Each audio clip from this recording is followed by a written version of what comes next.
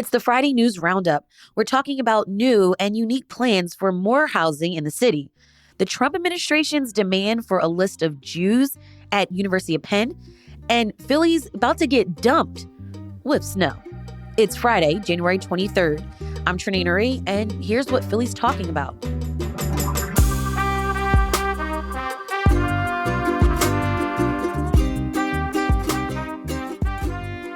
Joining me this week at the Fiddler Club is CityCast Philly executive producer Matt Katz. Hey, Matt. Hey, Trenae. How worried are you about this weekend's snowstorm? Listen, it's about to be crazy because, Acme sent the notification on the app. It said, "Stock up for the storm!" ! Stay safe and stock to get winter essentials delivered or pick up before the snow hits. Wow. Now, are they really trying to help and make sure you're okay, or are they just trying to get some business They in the want store? to get that canned corn. Listen, just as long as it's not like the blizzard of 96. Oh, man. So we'll talk more about snow predictions and how much we're going to get later in the show. Great. But this week, Mayor Parker and the politically powerful building trade unions reached an agreement to lend $50 million out of the union's pension funds to help finance the redevelopment of Brith Shalom House, a apartment complex in West Philly that was shut down in about 2024. This is like a senior citizens apartment complex, right? Yes, but Matt, the conditions of this apartment complex were horrific. I remember watching this on 6 ABC, the nightly, broadcast. And I mean, it was deplorable conditions. There were gaping holes in the walls, exposed pipes, electrical wires exposed as well, rodents. Wow. That's just a few of the very obvious issues. Yeah. And the Department of Licenses and Inspections deemed this facility unfit for human occupancy. And then everybody had to move out. Exactly. Wow. So it's been boarded up. And so this week, this was a major announcement of this partnership. And so what's going to happen is Parker said that the funds in this deal would help create 336 units of affordable housing for seniors who are on fixed incomes. And she framed it kind of as a first of its kind approach to expand the city's housing stock. And so under the agreement, PHA, the Philadelphia Housing Authority, will repay the buildings trades over about 15 years at a 4.5% interest rate. So the buildings redevelopment, restoration, so to speak, is supposed to take about 2 years to complete. This is such an unusual arrangement. I know. It's pretty interesting. I mean, you're taking the most powerful group of unions in the city, and they're giving money to the city to help facilitate housing, which we need. It also creates jobs for the unions. I was just about to say that's such a good point. And if this works, I mean, you could see this replicated in other projects in the future. For sure. It's interesting to see also the partnerships here. Yeah, totally. And this speaks on Mayor Parker's leadership and her allies. Yeah, and she's very tight with the building trades folks. Right. And then also this week, literally the very next day, she made another announcement in the Logan neighborhood about plans to create a, quote, hub for housing manufacturing. Basically, she has plans to not only create more jobs, but to create these kind of pre-built homes to kind of get the ball rolling and offer more affordable housing. Yeah, so this is a project to for a factory to make housing segments.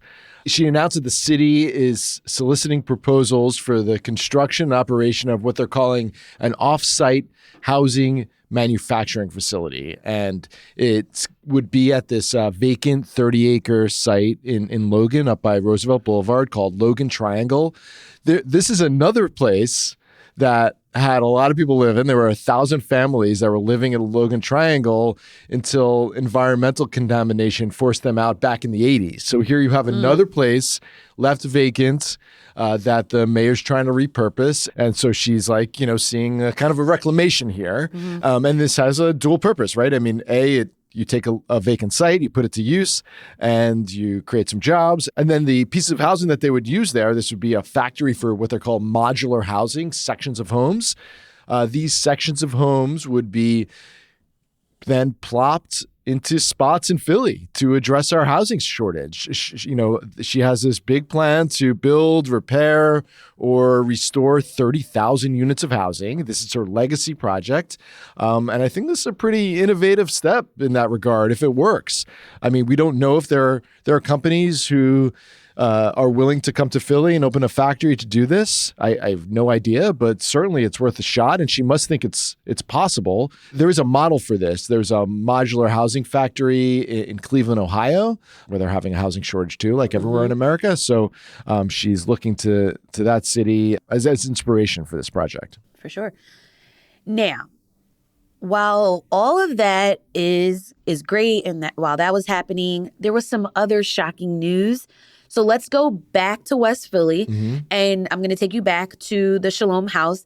Authorities found a man who died after being electrocuted inside the apartment complex. Wow. But remember what I told you, the housing complex had been sealed off. Right. So Kelvin Jeremiah, who's the president and CEO of PHA, he said, it would appear that this was a break-in. And usually, folks are interested in getting the copper from the wiring. Right. And so in the Inquirer, police said that they got a 911 call about a man getting hurt on the job. But Jeremiah said, hey, there wasn't any authorized work being done at the time at this facility. So that's why it probably seems to be like a break-in. Mm-hmm. I mean, this is another reason why repurposing these vacant, abandoned properties is so important, not just because as the mayor describes it, you can create jobs, you create housing, but also you seal off these dangerous properties from becoming a danger to the community. I mean, we've seen bodies dumped in these places. We've seen people killed in these places. So it's another just stark reminder of why it's important to do something with the swaths of vacant land we have in the city. But, and just in terms of her proposal, none of this is immediate, right? I mean, you have for the modular housing thing, you have to find the company to do this. It's a whole process. And you have to also get approval from council, which is back in session now. Yep. So even though, there is progress and, this speaks to Mayor Parker's leadership, Parker still needs council's approval to sell $800 million in bonds to get the rest of her home initiative off the ground. And after that vote got delayed late last year because council members wanted to include lower income thresholds for Philadelphians who sometimes aren't included in these programs. Right. And so city council did vote Thursday to approve the bond sale. And there's starting to be some grumbling about the fact that it's taking a while for her proposals to really come to fruition when it comes to this housing policy. Columnist Paul Davies in the Inquirer this week talked to anonymous City Hall insiders about Parker, and there were some anonymous quotes about her home plan. One political consultant said, "It's surprising how slow out of the gate this has been. She could be halfway through year three of her term before it even gets going." So I think that's part of the reason why you saw such a flurry of activity from the mayor this week, trying to get this stuff through and to add some more proposals into this plan to really have something to show for her big initiative. Okay. We've got more news after the break.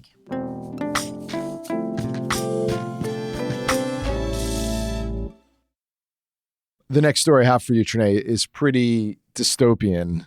The Trump administration is currently in court fighting the University of Pennsylvania for literally a list of Jews on campus. What the hell? It is just the headline of that is so shocking and confusing. Now, I'll say at the onset that I do some work with Penn. I have taught 2 semesters of journalism in the creative writing program there. I'm on a panel about podcasting next month at the Kelly Writers House if anybody wants to swing by. Okay. And I'm also Jewish. So I've been following this whole saga, which has unfolded over the last few months pretty closely. And there was more news about it this week. So this started with the Trump administration alleging rampant anti-Semitism at Penn, also other universities. And as part of their investigation into this, into anti-Semitism at Penn, they issued a subpoena, which Penn is now fighting, demanding that the school provide the names and contact information of members of Jewish-related student groups, staffers at the school's Jewish Studies program, and anyone who had filed an anti-Semitism complaint in recent years. And they say this is because it seems they want to follow up with these Jewish people on campus to see if they've experienced anti-Semitism and if the university has handled those complaints appropriately. Whoa, whoa, whoa, whoa, whoa, whoa, whoa, whoa, whoa.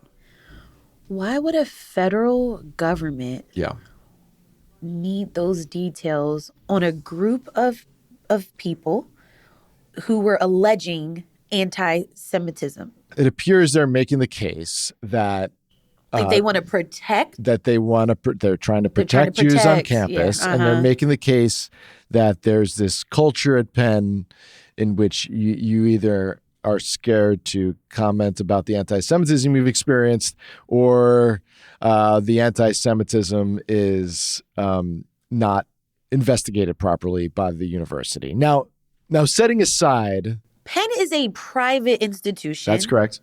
But they receive federal funds. Okay. And this is a Equal Employment Opportunity Commission that is doing this from the federal government. Okay. Has something like this happened before? No. I mean, not in the United States. And then I have so many questions, man. Yeah. Because then I'm like, they're alleging that the university is not doing enough to protect students and faculty. Mm-hmm.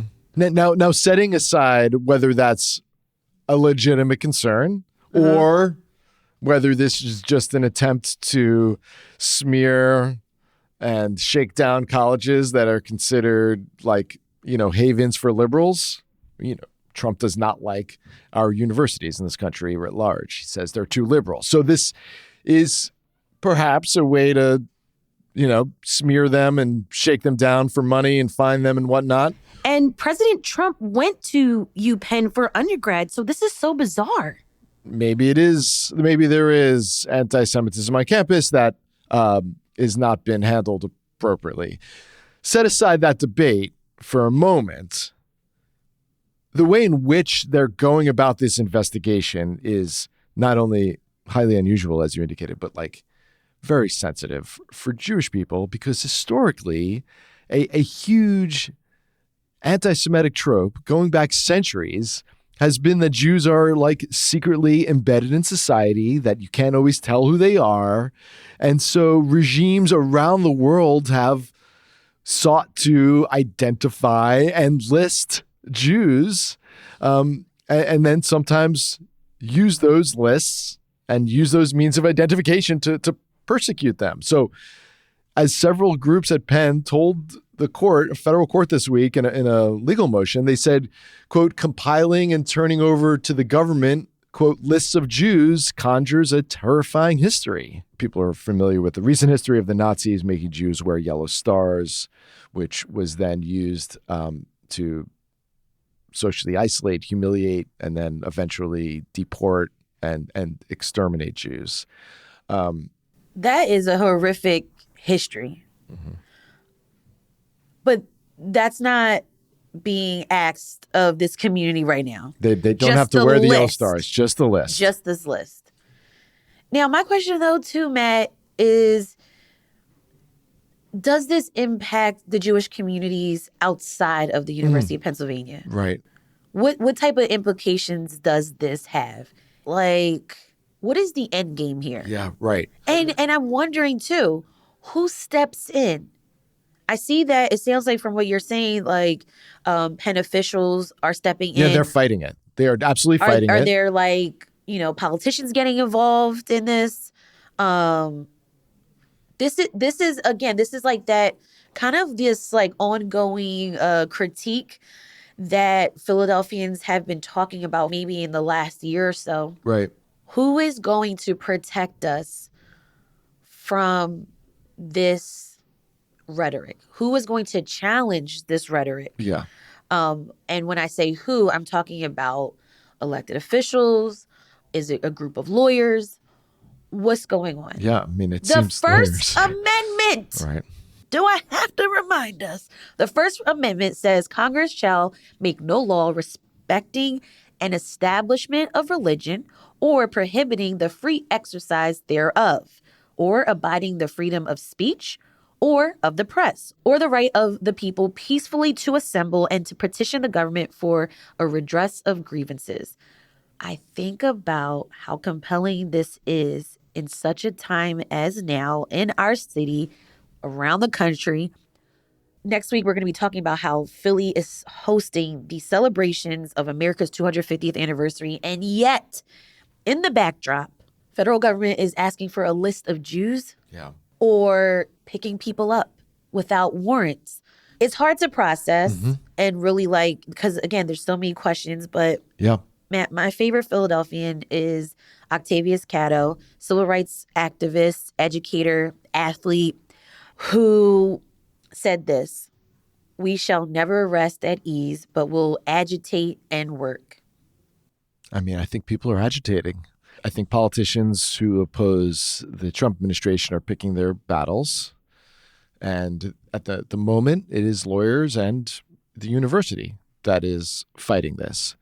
But you asked what the end game is, and I think that is the real worry. This is not affecting Jewish people or others outside of campus at the moment, but the fear of what the end game is what's permeating outside the campus, because this list might just end up in the federal government's hands and then kind of disappear and go into a digital filing cabinet somewhere if they are able to get it. Or it could be used by other parties, other people that don't have good intentions. So several years ago, when I was covering the first Trump campaign, I was put on a list on 4chan, the far right underbelly of the internet, where there were a lot of Trump supporters. I was put on a list of Jewish media people, like Jewish journalists who were covering the campaign. And that resulted in months of harassment, anti-Semitic harassment that I got online. Oh my gosh. Like Twitter and email and whatnot. And that was literally a list. They created a bot that would look at articles about Trump and take the bylines, the names of the reporters who wrote the article, and then filter them through some sort of system that they developed for Jewish sounding last names. And I have a identifiably Jewish last name. And then they put this list of Jewish journalists on 4chan, which was then used as a means of harassing me and others. And people who were far more prominent Jewish journalists at the time got a lot more harassment, but I got a piece of it. So that's what this made me think of. Once you have a list, even if it's ostensibly used for what can be argued has some positive intentions of ridding the campus of supposed hate, how can it then be used in a much darker way? That, I think, is the concern of the broader Jewish community. All right, we'll be back after this break.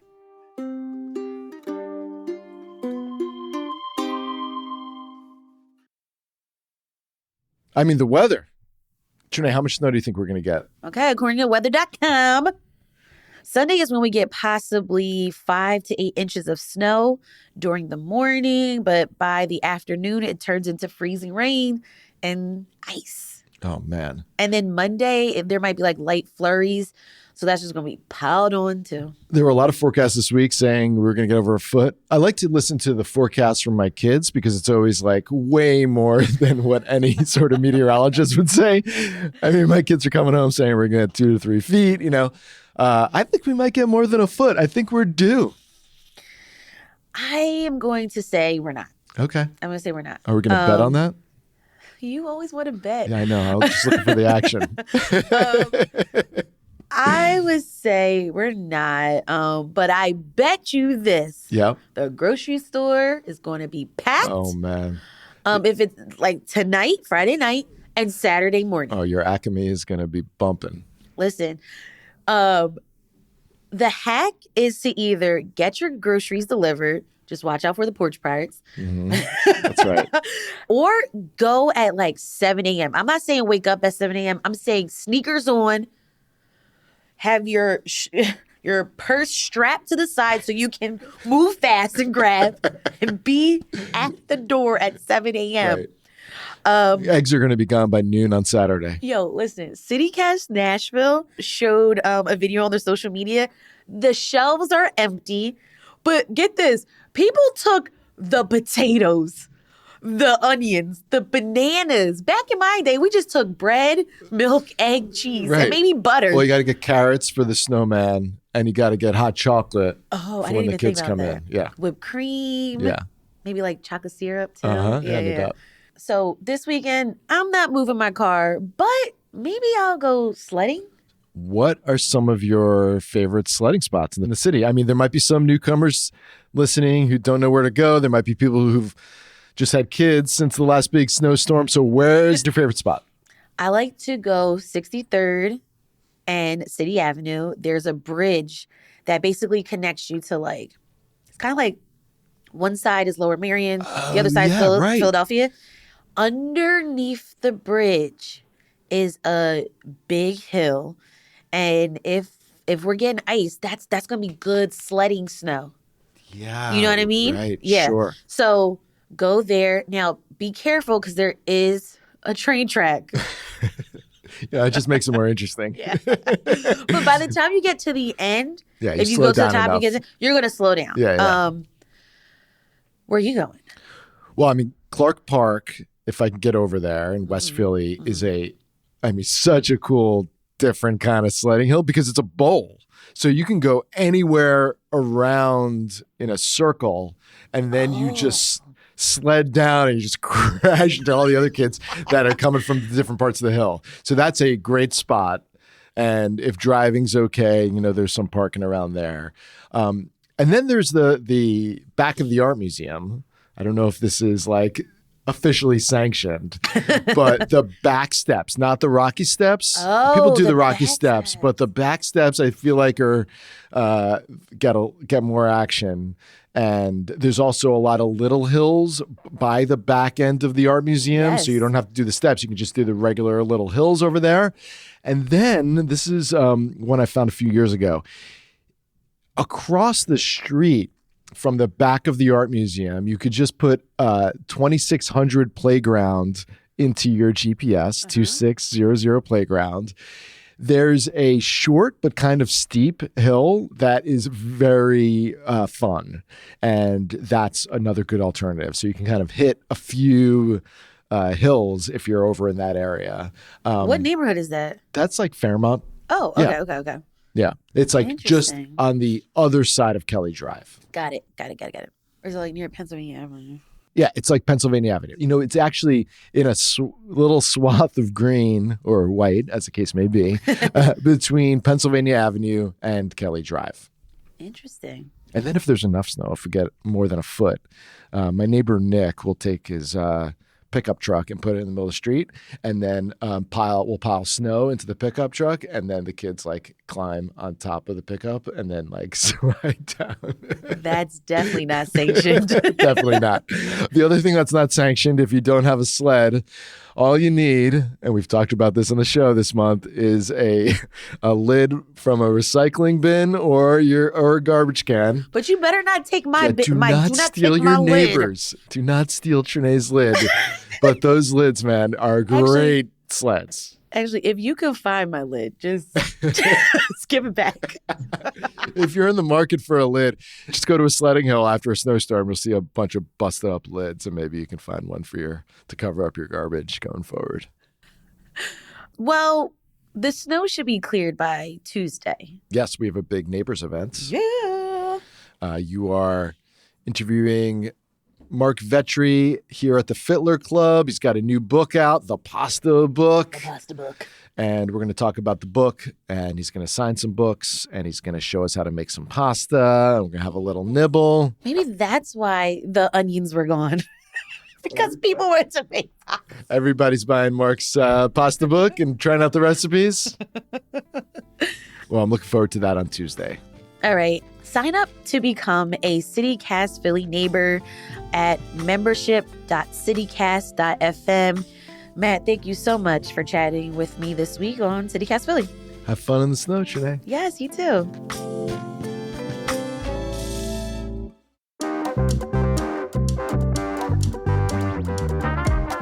That's all for us today here on CityCast Philly. Our executive producer is Matt Katz. Our senior producer is Abby Fritz. Our newsletter editor is Siani Cologne. And our host is me, Trenae Nuri. Music is by Philly's own Interminable, with additional music from all the kimonos. If you enjoyed this show and this week of episodes, share this with a friend. Also rate the show, leave us a review, and subscribe to our morning newsletter. We'll be back Monday morning with more news from around the city. Have a great weekend. Have fun in the snow and be safe, y'all. Bye.